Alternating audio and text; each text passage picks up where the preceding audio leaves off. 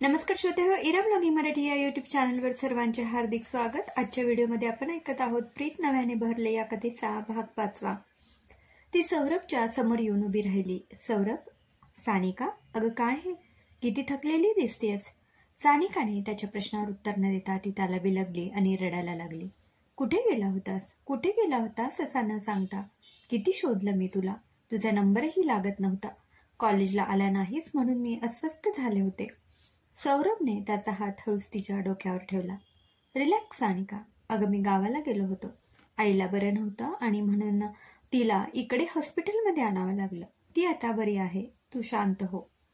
त्याने तिला चेअरवर बसवलं, त्याच्याजवळ असलेल्या बॉटलमधलं पाणी दिलं। सानिका शांत झाली। काय झालं सानिका, का पॅनिक झालीस तू? तू असा न सांगता इकडे आलास ना, म्हणून मला अस्वस्थ झालं होतं। कॉलेजमध्ये दिसला नाहीस, नजर भिरभिर व्हायला लागली। माझी नजर तुला शोधत होती, कुठे कुठे नाही शोधलं मी तुला। शेवटी शोधत शोधत तुझ्या गावाला पोहोचले आणि तिथे कळलं की तू इथे आहेस म्हणून। तिथल्या काकांनी मला नंबर दिला तुझ्या बाबांचा। तू काही खाणार आहेस का सानिका? खूप थकलेली दिसतेस। नाही, नको। असं नाही, काहीतरी खाऊन घे, हॉस्पिटलचं खाली कॅन्टीन आहे, तिथे जाऊन काहीतरी खाऊन घे। चल, चहा तरी घे।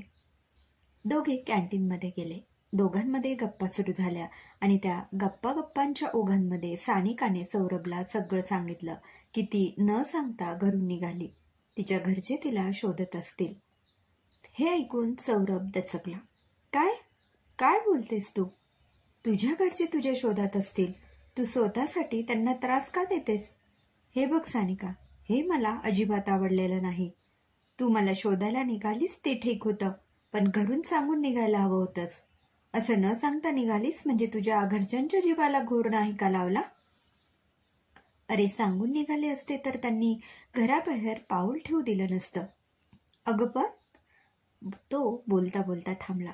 सानिका शांत बसली होती। काय झालं? सानिका, आय एम सॉरी, मला तुझ्यावर ओरडायचं नव्हतं। I am extremely sorry. तुझ्यावर रागवली नाहीये मी, मग अशी शांत का झालीस? बरेच प्रश्न पडले आहेत मला, ज्याची उत्तरं मला मिळत नाहीयेत। एक सांगू का तुला? बोल। थोडा वेळ दे। कोणाला? स्वतःला। स्वतःला वेळ देऊ? हो, तुला जे काही प्रश्न पडलेत ना, त्याची उत्तर तुला नक्की मिळतील। प्रत्येक गोष्टीची एक वेळ असते, प्रत्येक गोष्ट ही त्या वेळेलाच घडत असते। थोडा वेळ जाऊ दे, तुझ्या प्रश्नांची उत्तरं तुला नक्की मिळतील। तुझ्या मनात हा प्रश्नांचा काहूर माजला आहे ना, त्याला जरा वेळ शांत कर आणि विचार कर, बघ तुला तुझ्या प्रश्नांची उत्तरं नक्की मिळतील। आणि हो, आता तू घरी जा, तुझे घरचे तुझी काळजी करत असतील। खरं तर तुला एकटीला पाठवणं योग्य नाही, पण यावेळी जर मी तुझ्या घरी आलो तर प्रॉब्लेम होईल। आधीच ते टेन्शनमध्ये असतील आणि आपल्या दोघांना एकत्र बघून ते नको नको ते विचार करतील, म्हणून तू आता एकटीच जा। दोघांनी चहा घेतला आणि सौरभने सानिकाला ऑटोपर्यंत नेऊन सोडलं। तिला ऑटोमध्ये बसून दिलं आणि तो पुन्हा आत आला। ती ऑटोमध्ये बसली। तिच्या मनात घरच्यांचा विचार आला। आई, बाबा, आजी, आर्यन सगळे माझी काळजी करत असतील। आर्यन तर मला शोधायला निघाला असेल आणि माझ्या मैत्रिणी, त्या पण मला शोधायला निघाल्या असतील। नक्की काय झालं असेल घरी? बाबांना कळलं असेल तर काय करतील ते? तिच्या मनात अनेक विचार आले। बाबांच्या विचाराने ती घाबरली। सानिकाच्या घरी आर्यन, राज आणि राघव तिघेही आले होते। ते घरात पाऊल ठेवताच गायत्रीने प्रश्नांचा बडीमार केला। सापडली का माझी सानिका? कुठे आहे ती? कुठे दिसली तुम्हाला? आली का ती तुमच्यासोबत? तिला सोबत का नाही आणलं?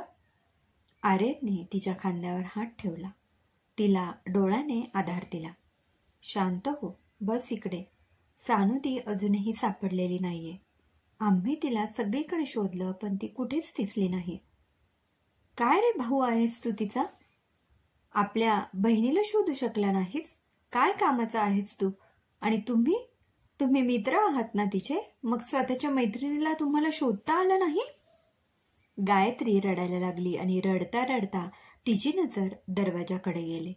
सानिका, ती सोप्यावरून उठली, लगबगीने दारात गेली. सानिका स्तब्ध उभी होती. सानू, अगं कुठे गेली होतीस? अशी कोणाला काही न सांगता अशी कशी निघून गेलीस? आणि कुठे होतीस रात्रभर? कालची रात्र गेली, आजचा पूर्ण दिवस गेला. कुठे होतीस? कोणासोबत होतीस? पाणवलेल्या डोळ्यांनी तिच्या चेहऱ्याकडे बघत गायत्री बोलत होती. अगं तिला आत तर येऊ दे, पाणी पिऊ दे आधी, मग विचार तुला काय विचार. मागे उभी असलेल्या रमा आजी बोलल्या. हो, येऊ देत तिला आत.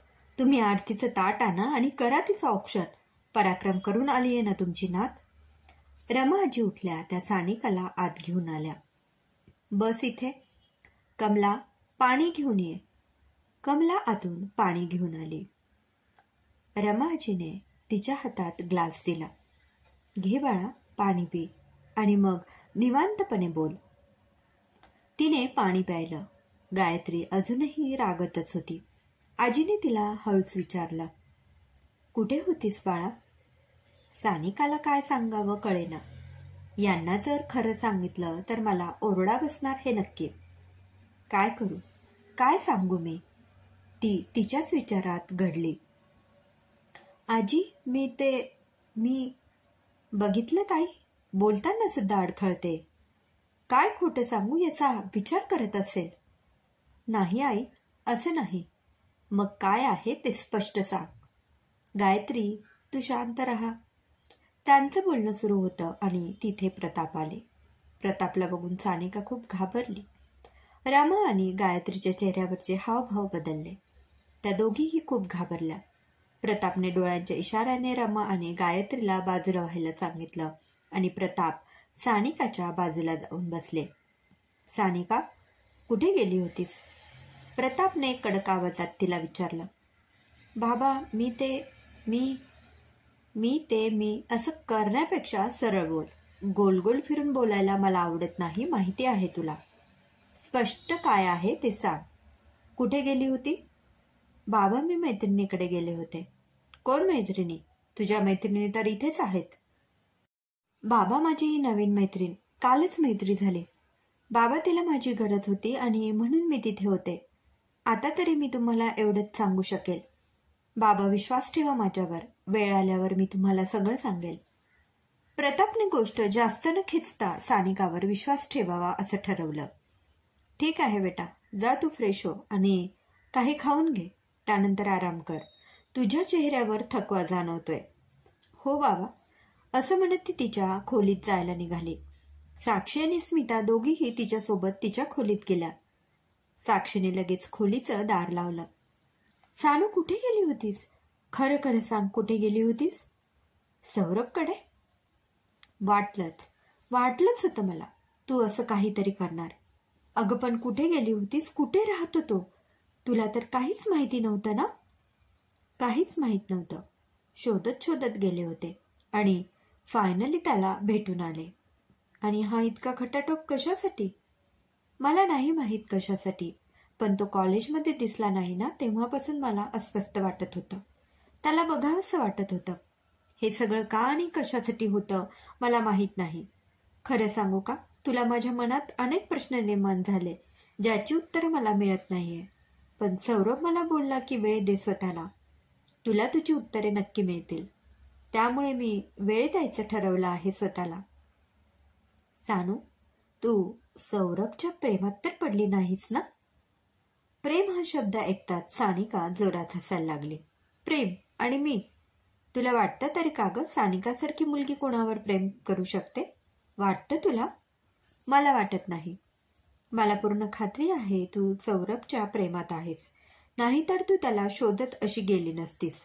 त्याला तुला एकदा बघावं वाटलं नसतं. साक्षी, काहीतरी बरळू नको. मला फ्रेश होऊ दे. थोड्या वेळाने तिघी खाली आल्या. तिघींनी सोबत जेवण केलं. यानंतर आर्यनने साक्षी आणि स्मिताला त्यांच्या घरी पोहोचवलं. आर्यन घरी येऊस्तोवर सानिका झोपलेली होती. आर्यन तिच्या खोलीत गेला. तिला झोपलेलं बघून तो वळला. सानिकाने त्याचा हात पकडला. माझ्याशी बोलायचंय ना तुला? न बोलताच चालला? दी, तू झोपली होतीस ना?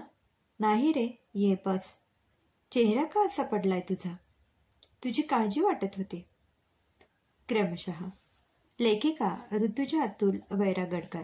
श्रोते हो, कसा वाटला कथेचा हा भाग कमेंटमध्ये अवश्य कळवा. पुन्हा भेटूया कथेच्या पुढील भागात. धन्यवाद.